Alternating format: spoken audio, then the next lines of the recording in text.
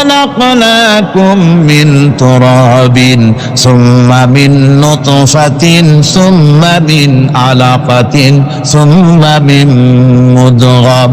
নিষ্প্রাণ মাটি থেকে তোমার উৎপত্তি হয়েছে, আর এই নিষ্প্রাণ মাটি দিয়ে তোমাকে তৈরি করা হয়েছে। এগুলি মাতৃগর্ভের ভিতরে গিয়া নাপাক পানি ফোঁটা জমাট রক্ত হয়েছে, গোশত হয়েছে, তারপরে মানুষের আকৃতি দিয়েছি, আর এরপরে বাচ্চার আকারে মায়ের পেট থেকে আমি আল্লাহ মানুষ করে তোমাকে বের করেছি। সুতরাং মানব সৃষ্টি রহস্যের কথা বিজ্ঞানের সাথে যেটা সাংঘর্ষিক হবে কোরআনের সাথে, আমরা সেটা মানতে পারি না। আমাদেরকে মানতে হবে মূল জ্ঞানের কেতাবটা। মূল জ্ঞানের কেতাব কোনটা? জোরে কোন তো কোনটা? কোরআন। এখানে সব কথা আল্লামাল কোরআন। কোরআন শিখিয়ে মানুষকে আল্লাহ পাক সবচেয়ে বড় দয়া করেছেন, এর থেকে বড় দয়ার হয় না। কোরআন শিখিয়েছেন আমাদের, যার মধ্যে সমস্ত তথ্যের কথা আল্লাহ পাক বলেছেন। The universe and doctor Einstein বইয়ের ভিতরে লেখা হয়েছে যে একদিন এমন হবে যখন ধীরে ধীরে সূর্য তার আলো হারিয়ে ফেলবে, চন্দ্র নিষ্প্রভ হয়ে যাবে, আর পৃথিবী আস্তে আস্তে তার গতি হারিয়ে ফেলবে। একথা আজকের বিজ্ঞানীরা অথবা আজ থেকে কয়েক বছর আগের বিজ্ঞানীরা একথা বলছেন। কিন্তু রাসূল করিম সাল্লাল্লাহু আলাইহি ওয়াসাল্লামের মুখ থেকে আজ থেকে 1400 বছর আগে, যিনি বিজ্ঞানাগারে মোটেও পড়াশোনা করেন নাই, লিখতে জানেন না, পড়তে জানেন না, সই করতে জানেন না, বিজ্ঞান আসছে কথা বলছে, সেই কথা 1400 বছর 1500 বছর আগে রাসূল করিমের মুখ থেকে আল্লাহ পাক বলছেন। কোরআনে কারীম বলছে ইয়াসআলু আইয়ানা ইয়াউমুল কিয়ামা ফাইদা বারিকাল বাসারু ওয়া খাসাফাল কামারু ওয়া জুমিআশ শামসু ওয়াল কামার। হে রাসূল, রাসূলের কাছে জিজ্ঞাসা করে কিয়ামত কবে হবে? আল্লাহ পাক বলেন, বলে দিন যেদিন চন্দ্র তার আলো হারিয়ে ফেলবে, যেদিন সূর্য তার আলো হারিয়ে ফেলবে, আর চন্দ্র আর সূর্য সব একাকার হয়ে যাবে। আজ ওরা বলছে চাঁদে আলো থাকবে না, সূর্য আগের থেকে তার উত্তাপ এবং আলো স্তমিত হতেছে, এবং হতে হতে এমন এক পর্যায়ে আসবে যখন সূর্য আলো হারিয়ে ফেলবে। বিজ্ঞানীরা গত 4-5 বছর আগে এ বক্তব্য রেখেছেন, কিন্তু 1400 বছর আগে বিজ্ঞানের লালনাগারে লেখাপড়া না করে হুজুরের মুখ থেকে আল্লাহ কথা বলে দিয়েছেন। তাহলে বিজ্ঞানের আসল কিতাব কোনটা? জোরে বলেন কোনটা?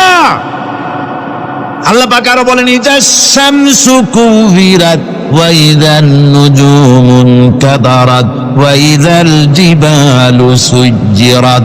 তারকাগুলি, সূর্যের আলো থাকবে না, নক্ষত্রগুলো স্থানচ্যুত হয়ে যাবে, কক্ষচ্যুত হয়ে যাবে, পাহাড়গুলিকে পরিচালিত করে দেওয়া হবে, কিছুই থাকবে না, সব শেষ হয়ে যাবে। বিজ্ঞানীরা আজ বলতেছে যে সব শেষ হয়ে যাবে, কিছুই থাকবে না, সব শেষ হবে। বিজ্ঞানীরা বলতেছেন, কোরআন অনেক আগে বলেছে কুল্লু মান আলাইহা ফান ওয়া ইয়াবকা ওয়াজহু রাব্বিকা যুল জালালি ওয়াল ইকরাম। সব শেষ হয়ে যাবে, বিশ্বে যা কিছু আছে সব লয় হবে, ক্ষয় হবে, ধ্বংস হবে, কিচ্ছু থাকবে না, থাকবেন শুধু আল্লাহ সুবহানাহু ওয়া তাআলা। সুবহানাল্লাহি ওয়া বিহামদি। কোরআনে কারীম একথা বহু আগে আমাদেরকে জানিয়ে দিয়েছে। সুতরাং আসল জ্ঞানের কিতাবটাই হচ্ছে কোরআনে কারীম। এই কোরআনের কাছে আমরা যত যেতে পারবো, যত কোরআন বুঝতে পারবো, ততই আমাদের জন্য আমরা সমৃদ্ধ হতে পারবো। আমাদের উপর আল্লাহর রহমত আসবে, আমরা সমাজ চালাতে পারবো, আমরা দেশ চালাতে পারবো, আমরা দুনিয়ায় শান্তি পাবো, আমরা আখিরাতেও মুক্তি লাভ করতে পারবো। কোরআনে কারীম সমস্ত বিজ্ঞানের উৎস, দর্শনের উৎস। এইটা না জানলে কিছুই জানা হয় না, এইটা জানা হলে সব জানা হয়। পণ্ডিত আপনার ডক্টর শহীদুল্লাহ, আল্লাহ জান্নাত নসিব করুন, সবাই বলুন আমিন। তিনি বলতেন, বড় বড় সেমিনারে গিয়ে বলতেন তিনি, যে আপনারা যারা বক্তব্য রাখতে এসেছেন, জনগণকে বলছি না, যারা বক্তব্য রাখতে এসেছেন, MA পাস করেছেন, ডিগ্রি করেছেন, PhD করেছেন, FRCS করেছেন, বহু কিছু ডিগ্রি আপনারা লাভ করেছেন, নামের আগে 6 হাত লম্বা ডিগ্রি আপনারা লাগাইছেন, আপনারা পণ্ডিত ঠিকই, কিন্তু এই কোরআন শরীফের জ্ঞান যদি আপনাদের না থাকে, আপনারা পণ্ডিত, তবে আপনারা মূর্খ পণ্ডিত। কি পণ্ডিত? কি পণ্ডিত? মূর্খ পণ্ডিত। ওরা বলে যে মৌলবীরা জানে কি, মৌলবীরা জানে কি? আরে ভাই, মৌলবীদের কাছে তো আসল জ্ঞান আছে। সুবহানাল্লাহি ওয়া বিহামদিহি। এখানে সবটা আছে। আপনারা এখানে আসেন, এটা বিশ্বাস করলে আপনি সবটা পেয়ে যাবেন। কোরআন বিশ্বাস করতে পারলে, কোরআন জানতে পারলে আপনি সব জানবেন। কোরআনে কারীমের মধ্যে আল্লাহ পাক কত কথা বলেছেন, এর মধ্যে আছে আল্লাহ পাক বলেছেন আফালা ইয়ানজুরুনা ইলাল ইবিলি কাইফা খুলিকাত। এই যে আমি উটগুলোরে বানাইছি, কেমনে বানাইলাম তোমরা কি দেখছো? উট কেমনে বানিয়েছি? মুফাসসিরিনে কেরাম এর উপরে অনেক আলোচনা করেছেন। তারা বলেছেন যে উট মরুভূমির জাহাজ, তারপরে উটের পিঠে একটা চুট আছে, কোন কোন উটের পিঠে দুইটা চুট আছে, মাঝখানে বসে একটারে হেলান দিয়ে আর একটা ধরে বসা যায়। আমি দেখছি দুইটা চুটওয়ালা উট, আফ্রিকান উট আমি দেখেছি, যে চুট সুবহানাল্লাহ দেখলে অবাক হয়ে যেতে হয় যে আল্লাহর কি কুদরত। উটের পিঠে দুইটা চুট, মাঝখানে আপনি বসবেন, পিছনেরটা একটা সোফা সেটের মতো, পিছনে হেলান দিলে আর সামনে যখন সে মরাল সম চড়াই উত্তরাই পথ দিয়ে নামা ওঠা করবে, তখন আপনি যেন পড়ে না যান সেজন্য সামনেরটা বুকের সাথে জড়ায় ধরবেন। এরপরে কি সৃষ্টি আল্লাহর, সুবহানাল্লাহ বিহামদিহি। জিরাফগুলি দেখুন, জিরাফগুলি তার মাথা কত বড় উঁচা। লন্ডন জুতে জিরাফ দেখলাম, সে জিরাফের দেহ থেকে তার মাথাটা 22 ফিট উঁচা। মানে সে যদি নিচে দাঁড়ায়, 3 তলা বিল্ডিং এর ছাদের উপরে নাস্তা দিলে তো নিচে দাঁড়ায় খাইতে পারে, এই অবস্থা। সেই জিরাফে পানি খাবে কেমনে? মাথা হলো অত উঁচায়, পিছনের ঠ্যাং দুটা খাটো, সামনের ঠ্যাং দুটো উঁচা, এখন পানি খাবে কেমনে? ওই মাথা নামাইতে গেলে ঠ্যাং তো অনেক উঁচা। আল্লাহ পাক এমন সুন্দর ব্যবস্থা করলেন, সামনের দুইটা ঠ্যাং এভাবে সরায় দেওয়ার মতো। ও যখনই পানি খায় দেখলাম দুইটা ঠ্যাং অনেক ছাড়ায় দেয়, দুই দিকে ঠ্যাং চলে যায়, তখন মাথাটা সহজে নিচে নামায় আসে, পানি খাইতে পারে। এই সুযোগগুলি আল্লাহ সুবহানাহু ওয়া তাআলা তিনি করে দিয়েছেন। ওমা কুন্না আনিল খালকি গাফিলিন, আমি আমার সৃষ্টি জগৎ সম্পর্কে অমনোযোগী নই। সুবহানাল্লাহ বিহামদিহি। ভল্লুকগুলি কি বিরাট বিরাট একটা ভল্লুক, সে ভল্লুক দেখেছি, কৃষ্ণ ভল্লুক দেখেছি, সে মনে হয় যেন পায়ের তলায় হাফসুল করা, ঠিক জুতা পায়ের তলাটা কেমন দেখা যায় ওই রকমের তলাটা, গায়ে একেবারে পশম। ওই বরফের দেশে থাকতো, সে শীত কষ্ট না পায় সেই জন্য আল্লাহ একটা কম্বল ওর গায়ে জড়ায় দিয়েছে, অটোমেটিক কম্বল। সুবহানাল্লাহ বিহামদিহি। তো উট, আল্লাহ বলছেন উট কেমনে বানাইছি দেখছো? আফালা ইয়ানজুরুনা ইলাল ইবিলি কাইফা খুলিকাত, উট বানালাম কেমনে দেখেছিস? মানুষ অবাক হলো, আল্লাহ এত কথা ছুঁয়া উটের কথা বলছেন, কারণ নানান রকম মানুষ বলল। শেষ পর্যন্ত প্রাণীতত্ত্ববিদরা তারা আবিষ্কার করলেন মূল কারণটি। অনেক কারণ আছে আল্লাহ পাকে কথা বলার। উট তো মরুভূমির জাহাজ, তারপরে উট মানুষের অনেক উপকারে আসে, একথা বলা হয়েছে। প্রাণীতত্ত্ববিদরা খুঁজে খুঁজে তারা দেখতে পেয়েছে যে উটকে জবাহ করে দেখা গেছে উট সমস্ত প্রাণী বাতাস থেকে অক্সিজেন যতটা গ্রহণ করে ততটা ছেড়ে যায়, একমাত্র প্রাণী উট যে যতটা অক্সিজেন গ্রহণ করে বাতাস থেকে সবটা ছাড়ে না, 2/3 ছেড়ে দেয়, 1/3 তার লাংসের পাশে রাখার জন্য আল্লাহ পাক একটা চেম্বার তৈরি করেছেন। ওই চেম্বারের ভিতরে 1/3 অক্সিজেন থেকে যায়, কারণ পানিও রেখে, তার পানি রাখার জন্য রিজার্ভ ট্যাঙ্কি আছে, ভেতরে একটা রিজার্ভ ট্যাঙ্কি আছে, অক্সিজেন রাখার একটা চেম্বার আছে। এগুলি কেন? এই জন্য যে মরুভূমির ভিতরে সাইমুম শিল্প গোষ্ঠী না, কিন্তু ঝোড়ো হাওয়া, মরুভূমির ভিতরে ঝোড়ো হাওয়া, এই ঝোড়ো হাওয়া যখন আরম্ভ হয়ে যায় তখন মানুষ বাঁচতে পারে না, মানুষ টের পাইয়া সব বাড়িতে চলে যায়। মরুভূমিতে চড়ে বেড়ায় উট, সে যাবে কোথায়? ওর তো যাওয়ার জায়গা নাই। 7 দিন 8 দিন 1 সপ্তাহ 2 সপ্তাহ পর্যন্ত মরুভূমিতে ঝড় চলতে থাকে, বালুর ঝড়, কিচ্ছু দেখা যায় না। ওখানে দেখছিলেন বালুর পাহাড়, কালকে আজকে দেখবেন বালুর পাহাড় এখানে চলে আসছে। এইভাবে পাহাড় তৈরি হয়ে যায়, বালি উড়ায় নিয়ে যায় বাতাসে। এই বাতাসের ভিতরে বালু উঠতে থাকে সমানে, মানুষ প্রাণী কিছুই সেখানে শ্বাস করতে পারে না, বাঁচতে পারে না। উটের মতো প্রাণী যে মরুভূমিতে থাকে ও বাঁচবে কি করে? আল্লাহ সুবহানাহু ওয়া তাআলা ওর লাংসের পাশে অক্সিজেন রাখার চেম্বার করে পানির ট্যাঙ্কি তৈরি করে দিয়ে রেখে এমন কায়দা করেছেন, ও যখনই টের পায় যে ঝড় শুরু হবে, সাথে সাথে ঠ্যাং দিয়া মুখ দিয়া গর্ত করে বালুর ভিতরে মাথা ঢুকাইয়া 1 সপ্তাহ 2 সপ্তাহ থাকতে পারবে মাটির তলে, অক্সিজেনের অভাব হবে না। আফালা ইয়ানজুরুনা ইলাল ইবিলি কাইফা খুলিকাত, দেখো নাকি কিভাবে সৃষ্টি করেছি আমি এই সুন্দর উটকে, একবার দেখো, আর শুকরিয়া তোমার মাথা নত হবে। যত বড় কমিউনিস্ট হও, আল্লাহর শ্রেষ্ঠের জন্য সেজদা দিতে বাধ্য হবে যদি তোমার ঈমান এতটুকুনো থাকে। আপনারা জানেন বেলালের কি অপরাধ ছিল? বেলালের কি অপরাধ ছিল? অপরাধ, শুধু কালেমা পড়েছে। এই অপরাধে বেলালকে তারা মেরেছে, তাকে ঘুমাতে দেয় নাই, খাবার দেয় নাই। এরপরে যখন তিনি কালেমা ছাড়েন নাই, হযরতে বেলালকে উটের পায়ের সঙ্গে রশি দিয়া বেঁধে উটকে তাড়ায় দিয়েছে। উট দৌড়াতেছে, বেলাল দড়ির মাথায় বাঁধা। বেলালের শরীরটা পাথরের সঙ্গে আঘাত লেগে লেগে পিঠের চামড়া ছেড়ে যায়, মাথার চামড়া ছেড়ে যায়। উট আর দৌড়াতে পারে না। তখন উটের পা থেকে হযরতে বেলালকে খসিয়ে নিয়ে উত্তপ্ত মরুভূমির উপরে বেলালের রক্তাক্ত শরীরটাকে চিৎ করে শুইয়ে দিয়ে কাফের বেঈমানেরা লোহার রড দিয়ে চতুর্দিকে দাঁড়িয়ে তাকে পিটাচ্ছে আর বলছে, বেলাল এখনো মুহাম্মদের সাল্লাল্লাহু আলাইহি সাল্লামের আল্লাহরে ভুলে যা, লাশ মানাতের উপরে ঈমানে আন। এমন কঠিন সময়ের ভিতরে হযরতে বেলাল একটা আঙ্গুল উঁচু করে বলছেন, আহাদ আহাদ আহাদ, লা ইলাহা ইল্লাল্লাহ, লা ইলাহা ইল্লাল্লাহ, লা ইলাহা ইল্লাল্লাহ। একটু জোরে পড়েন, লা ইলাহা ইল্লাল্লাহ।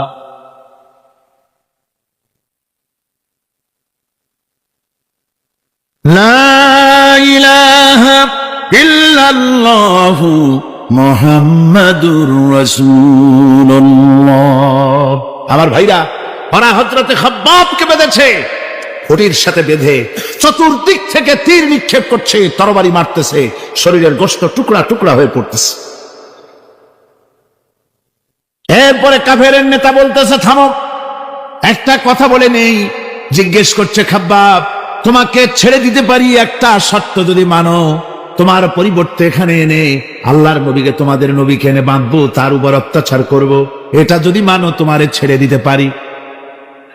এতক্ষণ ধরে যিনি তীর তরবারির আঘাত নীরবে সহ্য করতেছিলেন, এখন মানুষের এই কথার আঘাত তিনি সহ্য করতে পারলেন না।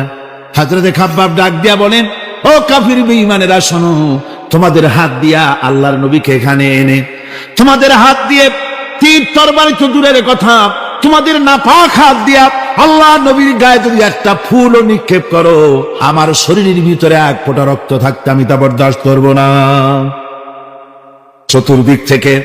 চতুর্দিক থেকে মার আরম্ভ হয়ে গেল, গায়ের গোশত পড়ে যায়।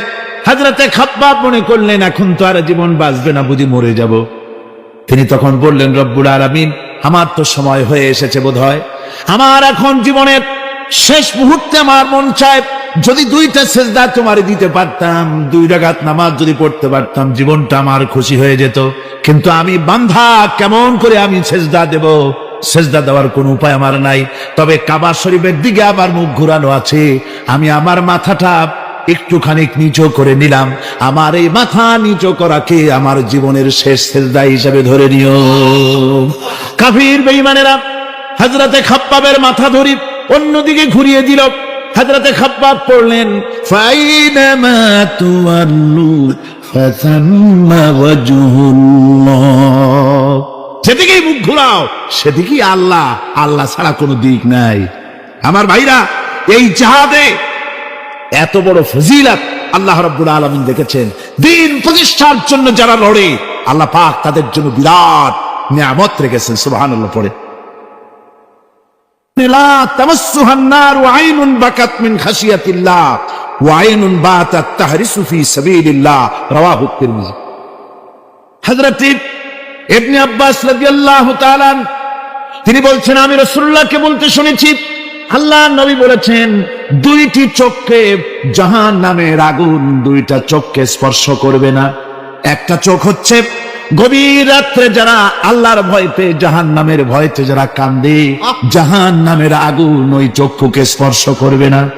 আর যারা দ্বীন প্রতিষ্ঠার জন্য, আল্লাহর দ্বীন কায়েমের জন্য ময়দানে যারা লড়াই করে, রাতের বেলায় পাহারা দেয়, ওই পাহারারত চোখের মধ্যে জাহান্নামের আগুন ওই চোখে স্পর্শ করবে না। আমার ভাইরা, হযরত উসমান রাদিয়াল্লাহু তাআলা আনহু বলছেন, মান রাবাতা লাইলাতুন ফি সাবিলিল্লাহ কানাত কা আলফি লাইলাতিন সিয়ামুহা ওয়া কিয়ামুহা। 1000 রাত ধরে রোজা রাখলে, 1000 রাত ধরে ইবাদত করলে, আর 1000 দিন ধরে রোজা রাখলে যে সওয়াব হবে, একটা ঘন্টা একটা রাত যদি কেউ পাহারা দেয় আল্লাহর দ্বীনকে প্রতিষ্ঠার জন্য, আল্লাহর দ্বীনের কোন ইসলামী রাষ্ট্রের প্রহরায় যদি কেউ যদি থাকে, একটা রাতে পাহারা দিয়ে যে সওয়াব হবে, 1000 বছর ধরে নামাজ রোজা করে ওই সওয়াব পাওয়া যাবে না। সুবহানাল্লাহ। অর্থাৎ 1000 বছর ধরে নামাজ রোজা করার মতোই সওয়াব পাহারা দেওয়া আল্লাহর দ্বীনের ইসলামের রাষ্ট্রকে। বন্ধুগণ, রাসূল পাক সাল্লাল্লাহু আলাইহি ওয়াসাল্লাম তিনি বলেছেন, কিয়ামতের দিন জাহান্নামের আগুন আর জিহাদের ময়দানের ধুলি, এই দুটি একসঙ্গে কোন মানুষের পেটের মধ্যে প্রবেশ করবে না। রাসূল পাক সাল্লাল্লাহু আলাইহি ওয়াসাল্লামের একটি হাদিস যা মিশকাত শরীফের মধ্যে বর্ণিত আছে। মিশকাত শরীফের সম্ভবত 336 পৃষ্ঠায় এই হাদিসটি বর্ণনা করা হয়েছে যে হযরত ইবনে আয়েশ রাদিয়াল্লাহু তাআলা আনহু হচ্ছেন এই হাদিসের রাবী। তিনি বলছেন, একবার হুজুর সাল্লাল্লাহু আলাইহি ওয়াসাল্লাম এক ব্যক্তির জানাজায় গিয়ে উপস্থিত হলেন। হযরত ওমর রাদিয়াল্লাহু তাআলা আনহু তখন হুজুরকে বললেন, হে রাসূল, আপনি এই লোকটার জানাজা পড়বেন? এই লোক তো ইসলামের এই ক্ষতি করেছে, সেই ক্ষতি করেছে, অমুক করেছে, এই লোকটার আপনি জানাজা পড়বেন? হুজুর তখন উপস্থিত লোকদের জিজ্ঞেস করলেন, হাজিরিন, তোমরা কি কেউ এই লোকটাকে কোন ইসলামের ভালো কাজ করতে দেখেছো? একজন লোক দাঁড়িয়ে গেল, তিনি বললেন, হে আল্লাহর নবী, আমি সাক্ষী, আমি দেখেছি। একটা মুজাহিদ বাহিনী জিহাদ করে ফিরতেছিল, তো এক জায়গায় তারা ডেরা গাড়লো, শিবিরে স্থাপন করলো রাত কাটাবে বলে। আমি দেখেছি এই লোকটি সারা রাত সেই মুজাহিদদেরকে, সাহাবীদেরকে সারা রাত জেগে জেগে পাহারা দিয়েছে। আল্লাহর নবী জানাজার ইমামতি করলেন, আর এরপরে তাকে কবরের মধ্যে মাদফুন করে দিয়ে নবীজি তার কবরের পাশে দাঁড়িয়ে বললেন, ইন্না আসহাবাকা ইয়াযুন্নুনা আন্নাকা মিন আহলিন নার ওয়া আনা আশহাদু আন্নাকা মিন আহলিল জান্নাহ। নবীজি বলছেন, ও কবরবাসী, তোমার সাথীরা মনে করে তুমি জাহান্নামী, আর আমি নবী মুহাম্মদ সাল্লাল্লাহু আলাইহি ওয়াসাল্লাম সাক্ষী দিচ্ছি তুমি বেশক আল্লাহর বেহেশতি, তুমি অবশ্যই আল্লাহর জান্নাতে যাবে। এরপর হযরত ওমরের দিকে ফিরে রাসূলুল্লাহ বললেন, ওমর, মানুষের শুধু বাহ্য দৃশ্যটাই দেখো না, তার অন্তরের জজবাটাকেও কদর করো। সুবহানাল্লাহ ওয়া বিহামদিহি। এই জিহাদের ময়দানে যারা কাজ করে, জান দেয়, মাল দেয়, আল্লাহ পাক তাদের উপরে রহম করেন। এই জিহাদ হচ্ছে এক অগ্নি পরীক্ষা। এই জিহাদটা কি? অগ্নি পরীক্ষা। এমনি এমনি বেহেশতে যাওয়া যাবে না ভাই। আল্লাহ রাব্বুল আলামিন কোরআনে কারীমের মধ্যে বলেছেন, আহাসিবান নাসু আন ইউতরাকু আন ইয়াকুলু আমান্না ওয়া হুম লা ইফতানুন। লোকেরা কি ভেবেছে নাকি যে ঈমান এনেছি এই কথাটা বললেই আমি বেহেশত দিয়ে দিব, মুমিন বলে সার্টিফাই করব? না, যখনই তারা বলবে আমি মুমিন, আমি তখন তাকে অবশ্যই পরীক্ষা করব, এই পরীক্ষায় তাকে পাশ করতে হবে। কোরআনে কারীমে আল্লাহ রাব্বুল আলামিন অনেক জায়গায় এই কথাগুলি বলেছেন, এমনি এমনি ছেড়ে দেওয়া হবে না। আমি অতীতের লোকদেরকেও পরীক্ষা করেছি, তোমাদেরকেও পরীক্ষা করব। পরীক্ষা না দিয়ে কেউ তোমরা বেহেশতে যেতে পারবে না। এই জমিনে তোমাদের আগুনের পরীক্ষা দিতে হবে। পয়গম্বরেরা কষ্ট করেছেন, সাহাবায়ে কিরাম কষ্ট করেছেন। আল্লাহ রাব্বুল আলামিন তিনি বলছেন, আম হাসিবতুম আন তাদখুলুল জান্নাতা ওয়া লাম্মা ইয়াতিকুম মাসালুল লাযীনা খালাউ মিন ক্বাবলিকুম মাসাতহুমুল বা'সাউ ওয়াদ-দাররাউ ওয়া যুলজিলু হাত্তা ইয়াকুলার রাসূলু ওয়াল্লাযীনা মা'হু মাতা নাসরুল্লাহ আলা ইন্না নাসরাল্লাহি করিব। আল্লাহ রাব্বুল আলামিন বলেন, তোমরা কি মনে করেছো যে তোমরা বেহেশতে প্রবেশ করবে, অথচ তোমাদের পূর্বে যারা এই পৃথিবীতে এসেছিল তাদেরকে আমি যেমন পরীক্ষা করেছি ওরকম পরীক্ষা এখনো তোমাদের উপরে আসে নাই, ওরকম বিপদও আসে নাই, মুসিবতও আসে নাই। এমন বিপদ এসেছিল নবীদের উপরে, সাহাবায়ে কিরামদের উপরে, যে বিপদে মানুষ জর্জরিত হয়ে গিয়ে নবী এবং তার সাথী সঙ্গীরা একথা তারা মুখ থেকে বেরিয়ে গেছে, মাতা নাসরুল্লাহ, আয় আল্লাহ তোমার মদদ কখন আসবে, তোমার মদদ কখন আসবে। মার খেতে খেতে তো শেষ হয়ে গেলাম। এইভাবে যখন মার আসে চতুর্দিক থেকে, আর মুমিনেরা ময়দানে পা জমায়ে টিকে থাকে দিন প্রতিষ্ঠার জন্য, আল্লাহ তখন খুশি হয়ে এক সময় ঘোষণা করে দিবেন, আলা ইন্না নাসরাল্লাহি করিব, আর দেরি নাই, আমার মদদ, আমার সাহায্য তোমাদের জন্য অবধারিত। সুবহানাল্লাহ। আমার ভাইরা, বিষয়টা সহজ নয়। শুধু দুইটা সেজদা দিয়া, শুধু তাহাজ্জুদের কিছু নামাজ পড়িয়া আল্লাহর জান্নাতে যাওয়া এত সহজ নয়। রাস্তা খুব কঠিন, রাস্তা খুব। ये शहादत गाहे उल्फत में कदम रखना, ये शहादत गाहे उल्फत में कदम रखना, लोग समझते हैं आसान है मुसलमान होना। এটা হলো শাহাদাতের উত্তপ্ত ময়দানে পা রাখা। লোকেরা মনে করে ইসলাম গ্রহণ করা, মুসলমান হওয়া বুঝি বড় সহজ ব্যাপার। এত সহজ না। আমরা হানফি মাসলাকের লোক, ইমাম আবু হানিফার মাসলাক অনুযায়ী চলি। আমরা মনে করি বেহেশতে এমনি যাব, কিন্তু আমাদের ইমাম সাহেব কি করছেন ওই ইতিহাস আমাদের জানা নেই। খাতা বাবার মহব্বতে অস্থির। রজব মাস আসলে পরে বড় বড় ডেক্সি চড়ায়, সেই ডেক্সির উপরে লাল শালু বিছায়, তারপরে টাকা পয়সা রোজগার বহুত করে। আসলে তো খাজা না, আসলে হচ্ছে ইয়া খাজা কুস্তু আজা, পেট তো ভরে যা। পেট ভরার জন্য পয়সা করে ইনকাম করা। খাজার লা ইলাহা ইল্লাল্লাহ, এই চিশতিয়া তরিকার জিকির গ্রহণ করা হয়েছে, কিন্তু চিশতিয়া তরিকা যে আরেকটা আছে, কারাগার পর্বতে পৃথিবীরাজের সঙ্গে লড়াই করা, সেইটার কাছে নেই আমরা। সেটা ইমাম আবু হানিফা শুধু মস্তাই বলেন নাই, দিন প্রতিষ্ঠার জন্য রক্ত দিয়েছ, ঠিক কিনা? 8 বছর, 8টি বছর পর্যন্ত কারারুদ্ধ ছিলেন। তাকে জিজ্ঞেস করা হয়েছে, ইমাম সাহেব জেলের মধ্যে তো আছেন, কষ্ট হয়? ইমাম সাহেব বলেছেন, না কষ্ট হয় না, তবে মাঝে মাঝে একটু কষ্ট হয় মনে। 2-4 মাস পর পর আমার বুড়ি মাকে এনে হাজির করা হয় জেলখানার মধ্যে, আর আমার মায়ের সামনে আমাকে পেটানো হয়, যেন মা আমাকে বলে যে এদের সাথে একমত হয়ে যা, সেই জন্য পেটানো হয়। তা আমার মা আমার মায়ের দেখে, আর মায়ের চোখ থেকে পানি পড়তে থাকে, তখন আমার মনে বড় কষ্ট লাগে। তবে আলহামদুলিল্লাহ মা আমার এমন, আমার মার দেখেন আর হজম করেন, আর আমাকে বলেন খবরদার এক চুলো সিদ্ধান্ত থেকে নড়বা না।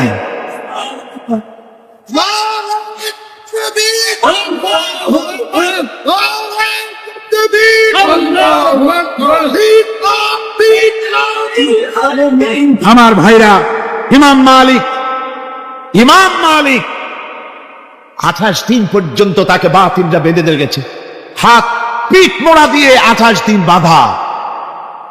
এই হাত বাহু থেকে ডিসকানেক্ট হয়ে গিয়েছে, এই বাহুর জোড়া থেকে ডিসকানেক্ট হয়ে গিয়েছিল হাত, 28 দিন পর্যন্ত বাঁধা ছিল। ইমাম আহমদ বিন হাম্বল, ইসলাম বিরোধীরা তাকে পিটাইছে, প্রত্যেকটা চাবুকের সাথে গায়ের গোশত উঠে এসেছে। এই জন্য কবি বলতেছি, पैरवी बू हनीफा की सनद जिंदान है, हम्बली होता है पीठ पर दुर्रे खाने की बात। হানাফি হতে চাও, জেল জরিমানার জন্য প্রস্তুতি নাও। শুধু সবরি কলা খাইয়া বেহেশতে যাওয়া যাবে না, এত সহজ না। আঙ্গুর, বেদানা, সবরি কলা আর দুধের স্বরের উপর ইসলাম আসে নাই। ইসলাম এসেছে ময়দানের উপরে, জান দিয়ে রক্ত দিয়ে ইসলাম প্রতিষ্ঠা হয়ে গোটা দুনিয়ার নির্যাতিত নিপীড়িত জনতার মুখে হাসি ফুটিয়েছে ইসলাম।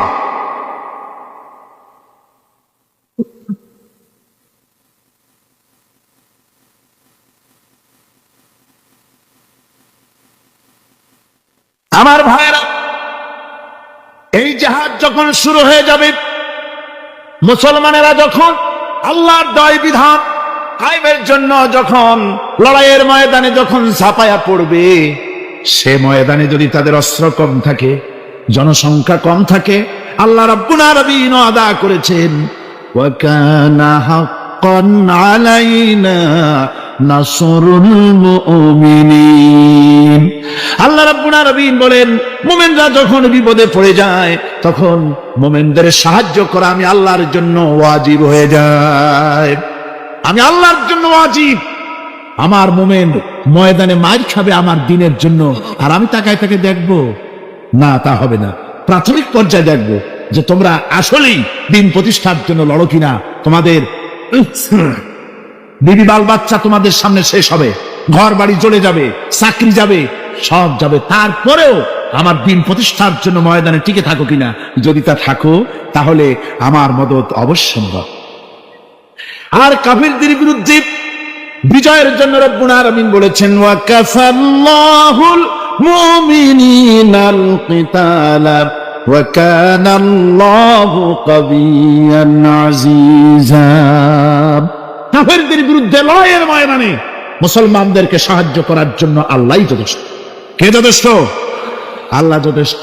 রব্বুল আলামিন বলেছেন, ওয়ালা তাহিনু ওয়ালা তাহজানু ওয়া আনতুমুল আলাউনা ইন কুনতুম মুমিনিন।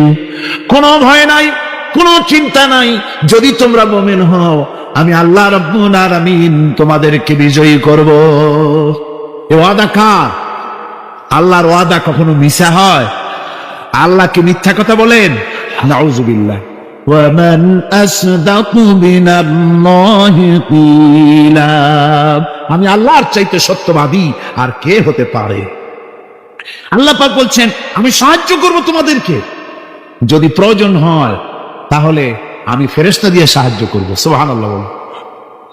আল্লাহ রাব্বুল আলামিন সূরা আল-আনফালের ভিতরে ঘোষণা করেছেন, দুনিয়ার মানুষকে তিনি শুনায় দিচ্ছেন নবীজির সঙ্গে সাহায্যের ব্যাপারে যে কথাবার্তাগুলি হয়েছিল। ইয তাস্তাগীসুনা রাব্বাকুম ফাস্তাজাবা লাকুম আন্নী মুমিদ্দুকুম বিআলফিম মিনাল মালাইকাতি মুরদিফিন। স্মরণ করো সেই সময়ের কথা যখন তোমরা আমার কাছে কাকুতি মিনতি করে সাহায্য কামনা করতেছিলে যে আমাদেরকে 1000 ফেরেশতা দিয়ে সাহায্য করা হোক। আল্লাহ পাক বলেন, আমি ফেরেশতা দিয়ে তোমাদেরকে ময়দানে সাহায্য করেছি, জিহাদের ময়দানে। সুবহানাল্লাহি বিহামদিহি। আল্লাহ রাব্বুল আলামিন বলেন, তোমরা যখন সাহায্য প্রার্থনা করেছিলে আমি সাহায্য তোমাদের দিয়েছি। স্মরণ করো সেই সময়ের কথা যখন তোমাদের নবী তোমাদেরকে বলেছিল, ইয তাকুনু লিল মুমিনিনা আলাই ইয়াকফিয়াকুম আইয়ুমিদ্দাকুম রাব্বুকুম বিসালাসাতিন আলাফিন মিনাল মালাইকাতি মুনজিলিন। আল্লাহ রাব্বুল আলামিন বলেন, আমি এইভাবে করে যখন তোমাদের নবী তোমাদেরকে বলেছিল যে তোমাদের জন্য এটা কি যথেষ্ট নয় যে আল্লাহ পাক তোমাদের জন্য 3000 দিয়ে ফেরেশতা নাজিল করবেন। হ্যাঁ, আমি তখন 3000 ফেরেশতা নয় বরং 5000 ফেরেশতা দিয়ে তোমাদেরকে সাহায্য করার ওয়াদা করেছি। 3000 নয়, 5000 চিহ্নযুক্ত ফেরেশতা নাজিল করে দিয়ে তোমাদের সাহায্য করব বলে আমি ওয়াদা করেছি। আজও সেই মদদ আল্লাহর পক্ষ থেকে আমাদের জন্য ওই মদদ আজও আসতে পারে। কবি বলছেন, সে যায় বদরে পয়দা কুন ফিরিস্তে তেরি নুসরত কো উতর সকতে গরদু সে কতর অন্দর কতর আবি। বদরের মুসলমানদের মতো যদি ঈমান তোমাদের আসে তাহলে আজও আকাশ থেকে কাতারে কাতারে ফেরেশতা আমি আল্লাহ অবতীর্ণ করে দিতে পারি। সুবহানাল্লাহ ওয়া বিহামদিহি। আমার ভাইরা, হযরতে সাদ বিন আবি ওয়াক্কাস রাদিয়াল্লাহু তাআলা আনহু, তিনি কাদিসিয়ার যুদ্ধের পর যখন পারস্য দখলের জন্য চললেন, পারস নগর অবরোধ করলেন, সামনে পড়ল নদী। এই নদী পাড়ি দিবেন, সাথে তার হাজার হাজার সৈন্য, এই সৈন্য নিয়ে নদী পাড়ি দিবেন। জিজ্ঞেস করলেন সাহাবীদের, তোমরা কি চাও? ইসলামের আন্দোলন, ইসলামের জিহাদ, আল্লাহর দ্বীন এখানেই শেষ হয়ে যাক, এটা চাও? না ইসলামের এই কলেমার আওয়াজ নদীর ওপারেও নিয়ে যেতে হবে, অথচ আমাদের কাছে কোনো পারাপারের কোনো নৌকা নাই, কি করতে চাও? সাহাবীরা বললেন, আমরা আপনার অর্ডার ফলো করব, আমরা এই নদীর ওপারে গিয়েও কালেমার পতাকাকে উড্ডীন করতে চাই, কালেমার সুশীতল ছায়াতলে গোটা দুনিয়াকে আনতে চাই। হযরতে সাদ তখন বললেন, তাহলে তোমরা সবাই আমার পেছনে পেছনে এই দরিয়ার ভিতরে ঝাঁপিয়ে পড়ো আর আমার সঙ্গে সবাই উচ্চারণ করো, নাস্তাঈনু বিল্লাহি ওয়া নাতাওয়াক্কালু আলাইহি হাসবুনাল্লাহু নি'মাল ওয়াকিল নি'মাল মাওলা ওয়া নি'মান নাসির। ইতিহাস লিখতেছি 60,000 সৈন্য তাদের অশ্ব নিয়ে, তাদের উষ্ট্র নিয়ে, তাদের মালপত্র নিয়ে, জিহাদের সামান নিয়ে শ্রাবণের খরস্রোতা নদী, উত্তাল তরঙ্গমালায় ভরা নদীর উপর থেকে এই সাহাবীরা পাড়ি দিয়ে ওপার চলে গেলেন। ওপার যাওয়ার পরে হযরতে সাদ বলছেন, তোমাদের কেউ কি হারায় গেছে নাকি? সবাই এদিক ওদিক তাকায়, খোঁজ করে বলল, মানুষ তো দূরের কথা, একটা উটও আর ঘোড়াও একটাও হারায় যায় নাই। একজন বলল, আমার একটা পেয়ালা, যে পেয়ালা আমি পানি পান করতাম, সেই পেয়ালাটা তুফানে ছিটকে কোথায় চলে গেছে, ওইটা হারায় গেছে। হযরতে সাদ বলেন, মুজাহিদের কোন জিনিস দরিয়া নিতে পারে না, অবশ্যই তা ফেরত আসবে। এই কথা তিনি বলতেছিলেন, হঠাৎ করে দরিয়ার কিনারে একটা আওয়াজ হলো, দেখা গেল তুফানের ভিতরে সেই হারানো বাটিটা তাদের মধ্যে বেরিয়ে এসেছে। আল্লাহু আকবার! মুজাহিদদেরকে সাহায্য করেন স্বয়ং আল্লাহ রাব্বুল আলামিন।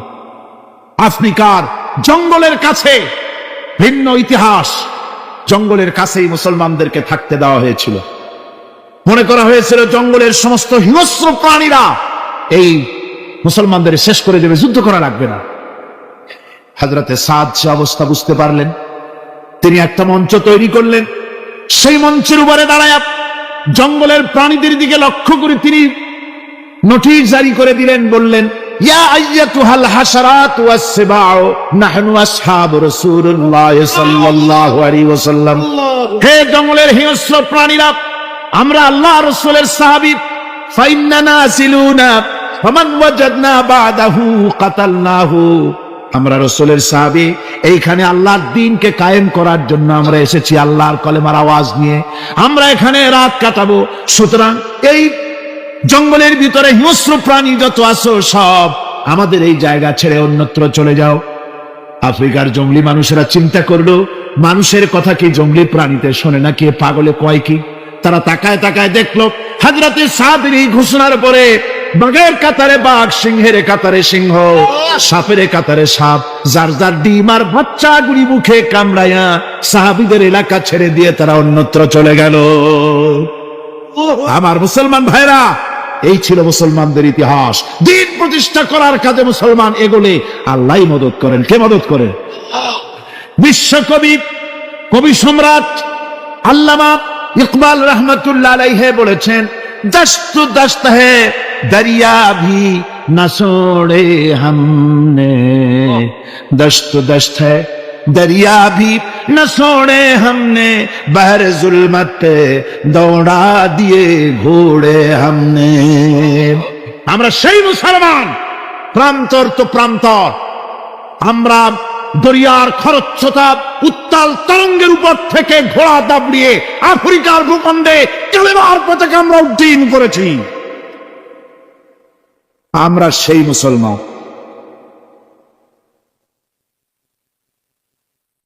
একটুখানি জিকির করেন, লা ইলাহা ইল্লাল্লাহ, লা ইলাহা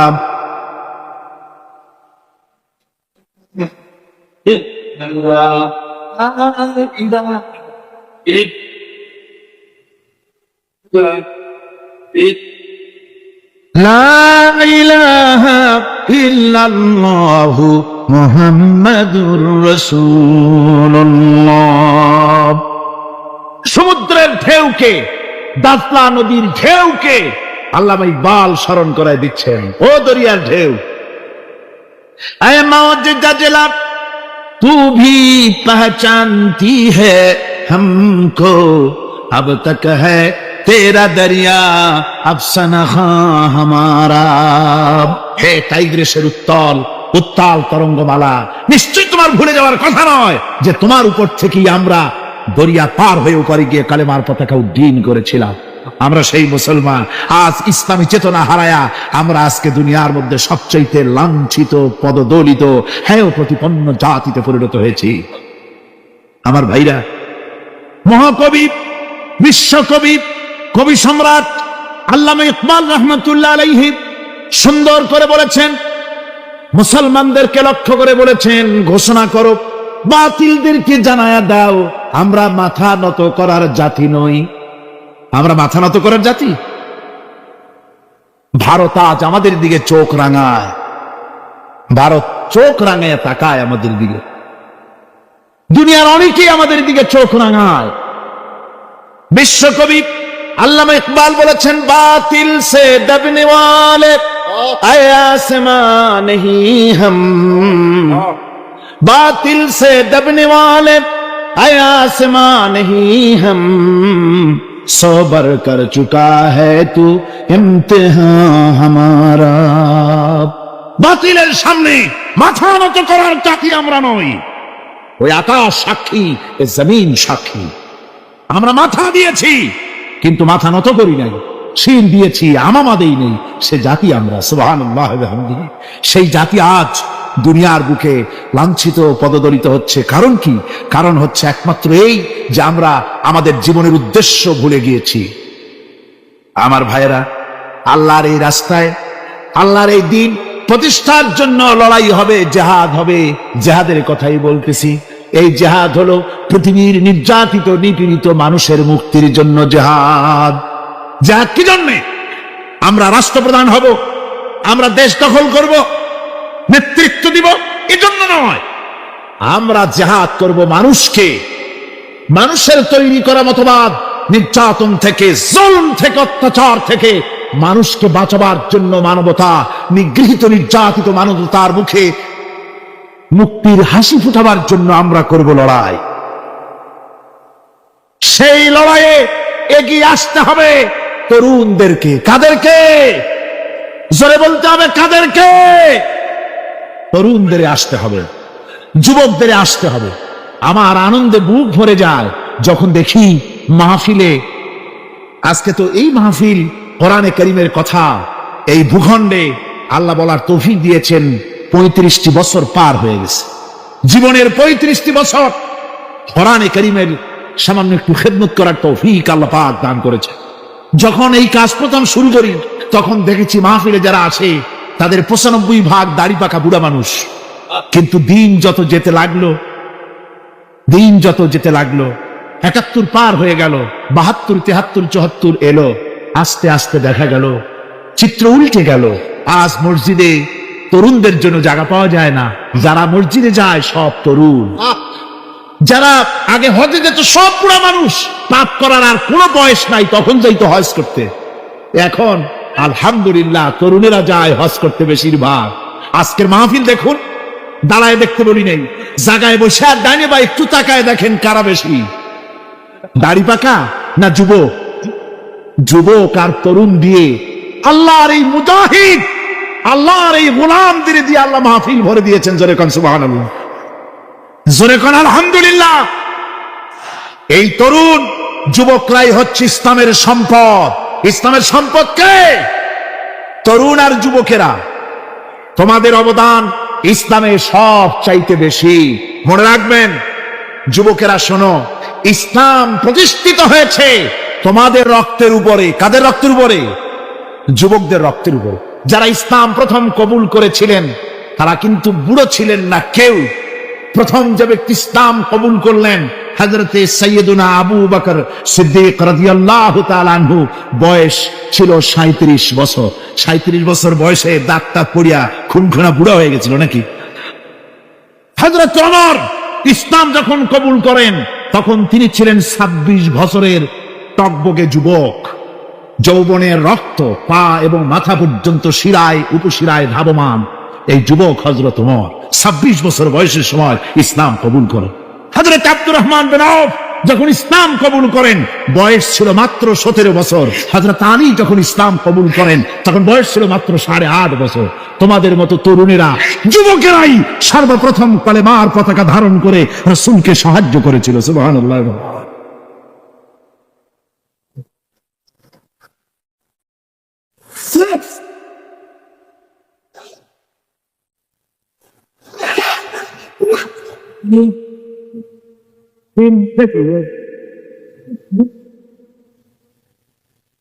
আমার মুসলমান ভাইয়েরা থামুন। আমার ভাইয়েরা, যুবকদের অবদানই চিরকাল ইসলামে বেশি ছিল। তাই বলে যারা বৃদ্ধ মানুষ তাদের কিন্তু কোনো মন খারাপ করার কোনো কারণ নাই, ঠিক কিনা? যেহেতু আমরা যারা বয়সের প্রান্তে এসে গেছি, আমরাও যৌবন কালটা পেরিয়ে এসেছি, ঠিক কিনা?